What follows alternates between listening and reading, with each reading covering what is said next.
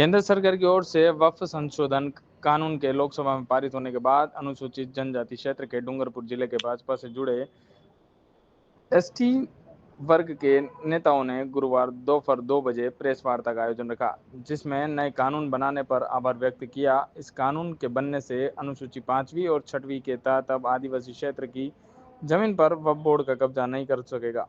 आदिवासियों की जमीन का अधिकार अब जिला कलेक्टर, राज्यपाल और राष्ट्रपति के पास सुरक्षित रहेगा।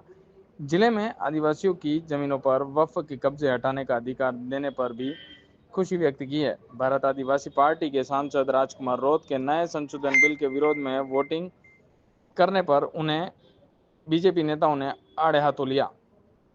उन्होंने वोटों की ठेकेदार से मतलब है, आदिवासी की जमीन को सुरक्षित होने वाले कानून का समर्थन करने की बजाय उसका विरोध कर रहे हैं। केंद्र सरकार की ओर से नए वक्फ संशोधन कानून के लोकसभा में ध्वनिमत से पास होने के बाद जिले के जनजाति वर्ग के भाजपा नेताओं ने प्रेस वार्ता का आयोजन रखा। विधायक प्रत्याशी बंसीलाल कटारा, सभापति अमृत कलासुआ, दोबड़ा ब्लॉक नेता भंवर कटारा, नगर अध्यक्ष नयन सुतार सहित नेताओं ने केंद्र सरकार का आभार व्यक्त किया। सभापति कलासुआ ने कहा कि भारतीय कानून में आदिवासी क्षेत्र की जमीनों का अधिकार सिर्फ जनजाति वर्ग को दे रखा है। इसके बावजूद कांग्रेस की सरकार ने वर्ष 2013 में वक्फ कानून लाकर आदिवासियों की जमीनों को वक्फ का कब्जा करने की छूट दे दी। इसी का परिणाम है कि जिले में कई आदिवासियों की जमीन पर वक्फ ने अपना कब्जा दिखाकर अधिकार जमा दिया है। अब केंद्र सरकार ने संशोधित कानून लाकर वक्फ के फर्जी अतिक्रमण को हटाने का अधिकार आदिवासियों को दिया। अब आदिवासी अपनी जमीन के लिए कलेक्टर, राज्यपाल और राष्ट्रपति तक जा सकता है। उन्होंने कहा कि शहर के पुराने बस स्टैंड पर करोड़ों की वक्फ की संपत्ति की भी जांच कराई जाएगी।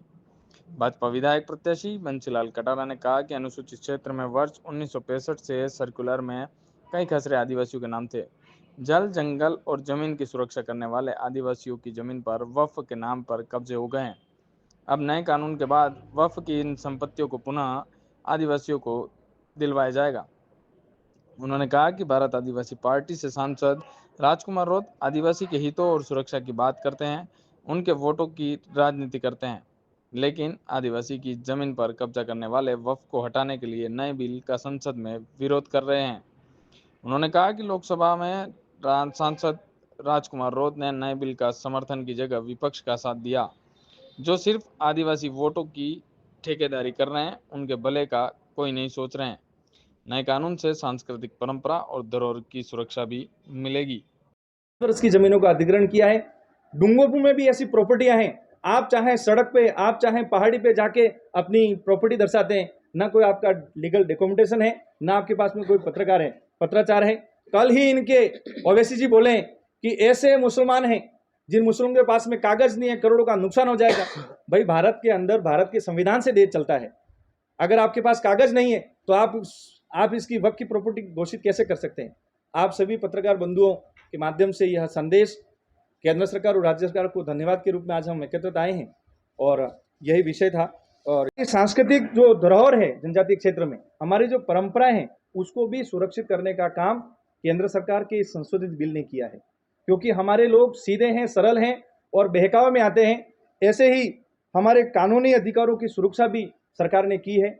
आपके माध्यम से यहाँ के जनजातीय क्षेत्रों को हम बधाई देते हुए केंद्र सरकार और राज्य सरकार को धन्यवाद ज्ञापित करते हैं कि आपने महामहिम राष्ट्रपति और हमारे राज्यपाल, हमारे जो संरक्षण है आदिवासियों के, इनके अधिकारों की सुरक्षा की है। सही मायनों में सबका साथ, सबका विकास और सबका प्रयास का स्लोगन का स्वीकार किया है। आप सभी इस समय 7 संपत्तियों के बारे में जिक्र किया, क्या संपत्ति अभी बता रहे, क्या कार्रवाई 1965 का एक अमेंडमेंट है, एक नोटिफिकेशन है। उसमें आदिवासी क्षेत्र के अंदर असंख्य भूमि के खसरों की जानकारी है। क्योंकि ये समझिए, ये राज्य सरकार और केंद्र सरकार का विषय है और यह विचाराधीन विषय है, इसलिए पत्रकार रिपोर्ट में यह बात बताना जरूरी नहीं है। लेकिन अगर आप लीगली तरह से पता करेंगे तो आदिवासी क्षेत्रों के असंख्य जमीनें जहाँ पे मुस्लिमों के वक्फ बोर्ड के बोर्ड लगे हुए हैं, वक्फ संपत्ति लिखा हुआ है, वहाँ वो नमाज पढ़ रहे हैं। और ऐसे असंख्य ऐसे आपको मस्जिदें मिल जाएंगी जहाँ पर इनके कागज आज आप उठा के देखिए। हम तो सरकार को यहाँ कहना चाहेंगे, जिला प्रशासन को भी, कि जितने भी वक्फ बोर्ड की प्रॉपर्टी है उसकी जांच कर लीजिए। अपने आप पता चल जाएगा कि केंद्र ने जो अमेंडमेंट बिल पेश किया है उसके अनुसार आप जांच कराइए, कलेक्टर साहब को हमें अधिकृत किया है, तो जो प्रॉपर्टियां हैं उसमें ध्यान पड़ेगी।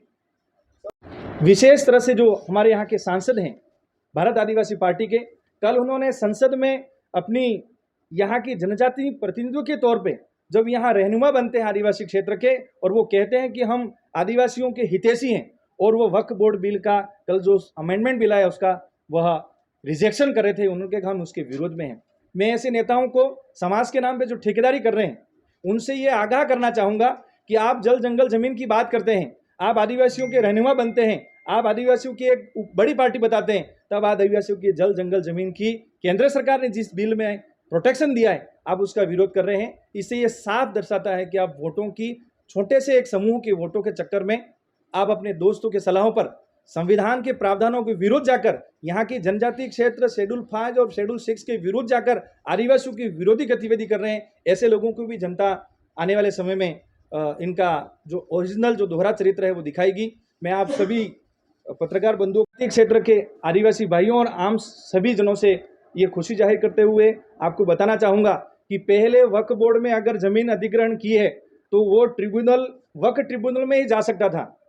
इस संशोधन बिल में गैर मुसलमान भी व्यक्ति इस कमेटी में रह पाएगा और अपनी जो बात है वो रख पाएगा और अपनी जो पक्ष है वो रख पाएगा। यही अमेंडमेंट किया है।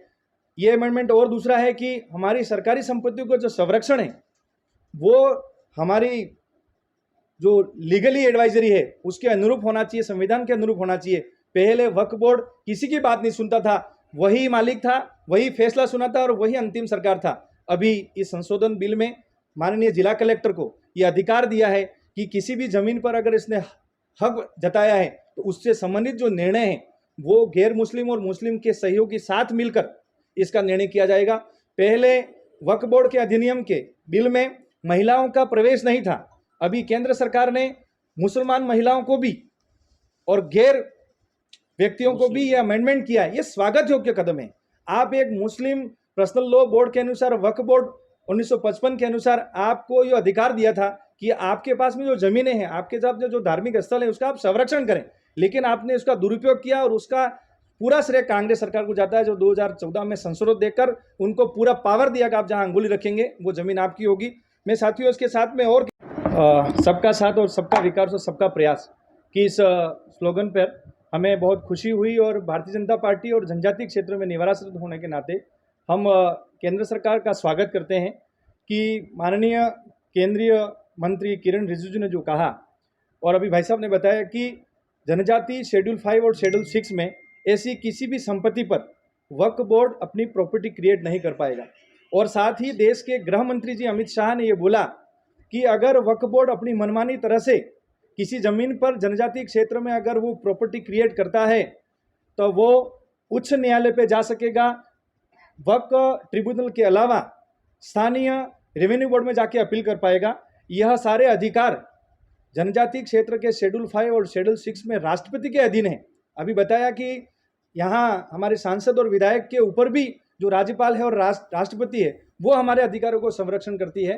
तो माननीय किरण जी रिजिजू और देश के गृह मंत्री अमित जी शाह और नरेंद्र भाई मोदी ने जनजातीय क्षेत्र के अनुसूचित क्षेत्र 5 और 6 में जिस तरह के प्रावधान करके हमारी ज़मीन को संरक्षित किया है, हम इनका आभार व्यक्त करते हैं, धन्यवाद ज्ञापन करते हैं। और साथ ही साथ कांग्रेस पार्टी के वोटों की तुष्टिकरण की जो राजनीति हुई 2014 में 2013 में जो अमेंडमेंट करके जो बिल लाए कि वक्फ बोर्ड जहाँ भी अंगुली रखेगा, जहाँ भी बोर्ड लगाएगा वो प्रॉपर्टी वक्फ बोर्ड की हो गई। यहाँ हमारा आदिवासी क्षेत्र में हमारा भाई जमीन नहीं खरीद पा रहा है और हमारी ज़मीनों पे 1965 का जो नोटिफिकेशन है उसमें असंख्य खसरे ऐसे हैं जिसमें वक्फ बोर्ड ने अपना हक और मालकियत इसमें दिखा रखी है। तो हम ऐसे क्षेत्र में ऐसे अनाधिकृत रूप से जो वक्फ की प्रॉपर्टीज़ हैं उसमें संविधान के दायरे में रहते हुए हम हमारी सुप्रीम कोर्ट और हमारे राष्ट्रपति के द्वारा जो हमें प्रदत्त अधिकार हैं शेड्यूल 5 और 6 में हमें प्रोटेक्शन दिया है, हम सरकार का धन्यवाद ज्ञापन करते हैं।